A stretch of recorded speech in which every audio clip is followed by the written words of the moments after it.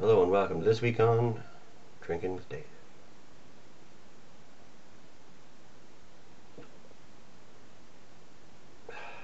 So this week we're going to be tasting this, which is Harp in the branded glass. I don't have any homebrews at the minute. One that I bottled today, but it won't be ready for a couple of weeks.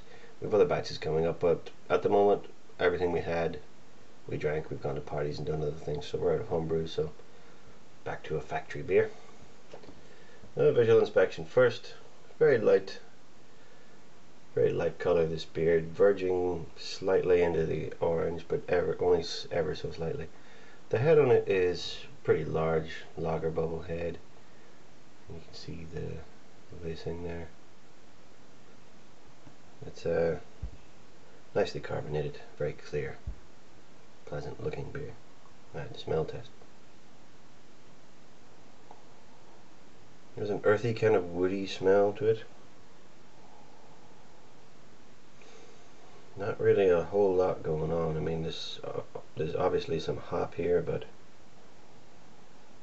it's not very pronounced. There is a kind of a plant smell, like a celery almost, or something like that.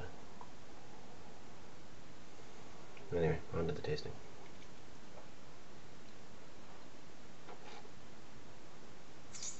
Very low on the bitter, almost that same earthiness on the taste. Same woody earthiness, not like a pine, but like an oak or something like that.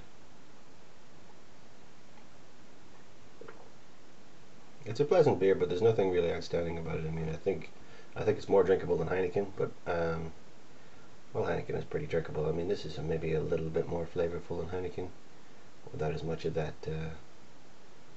hop nut that Heineken has. It's a different kind of hop. It's a very refreshing beer, and I've been working hard today. This week in brewing, what we did up until this point this week is that we just got done bottling the Canadian Blonde. We decided to name the Canadian Blonde Beaver, so I'm happy with that. We bottled it today. There's videos of that, the bottling and the hydrometer tests and stuff like that will be going up later on this week, maybe before or after this video, I don't know, but in and around this video. Next thing we're moving on to is another batch of bock, which we'll be ordering on Wednesday, so we'll probably be starting that next Friday or so. So that'll be the next one up. After that we're going to do an ale. Last week and the week before I asked for comments on the videos. I still haven't received any to date, so I'm just going to continue talking about things that are in homebrewing.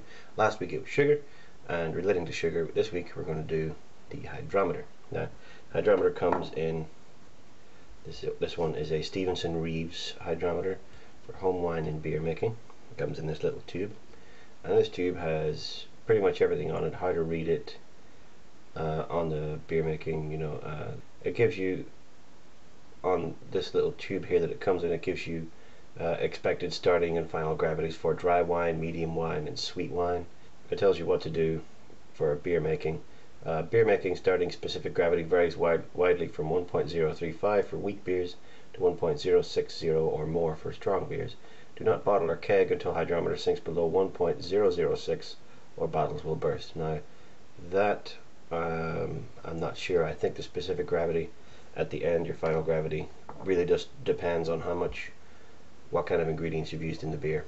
So the dropping on from where your starting is to where your finishing is won't always be in the red and the yellow, but they're pretty broad marks. Each mark between, say, the 3 and the 30 and the 40 they're marks in 2s. So the first gradation down wouldn't be 3.1, it wouldn't be 3.1, it would be 3.2. Then it has other things on here. The blue is for winemaking. The red is when to start your beer, generally. If it's in that range, it's pretty good. It can be up here. Like pretty much anywhere as high as here, I think, would be an acceptable starting gravity. And then anywhere in this wide black band here, that's the ideal kind of spot for when to bottle your beer. Anything in the yellow is good as well, but it does depend on your ingredients. If you've used more malt, then less of the sugars will be fermented. If you use more white sugar, it'll drop more, things like that. So these are crucial. You do need one of these in making beer if you want to know actually how strong the beer is and things like that. There's also a little mark, there's various scales on here. The largest numbers are your starting gravity stuff. The next one over is the approximate sugar grams per liter. That's a little thing there. And the next one over from that is approximate alcohol content, ranging anywhere from the lowest one marked is 5% and the highest one marked is 17%. So that'll be for wine making. If you're making a beer that's 17%, you're not really making beer anymore.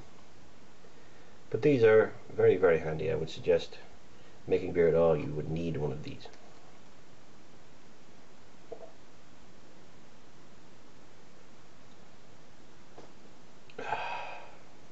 The head retention is acceptable on this and the carbonation is good. The lacing is nothing to write home about, but it's okay. We're bottling the Canadian Blonde all day today, so I've had to bottle today, film those videos today, and now film this video, so very glad to be having a beer right now. Just another note, you should have one of these, which is a graduated cylinder. Now you can put the hydrometer directly into the fermenter full of beer, but that would involve taking the lid off and sterilizing the hydrometer and all sorts of stuff like that. So you would really be advised to get one of these so that you can take small samples so that you're not at risk of contaminating your beer and things like that. So that's the graduated cylinder and hydrometer. I'm not sure what I'll talk about next week, but if I get some questions in, then I'll be more than happy to try and answer those. That's it for this week. You can come back next week when we're talking about the bock and possible future plans about brewing. So see you next week on Drinkin with David.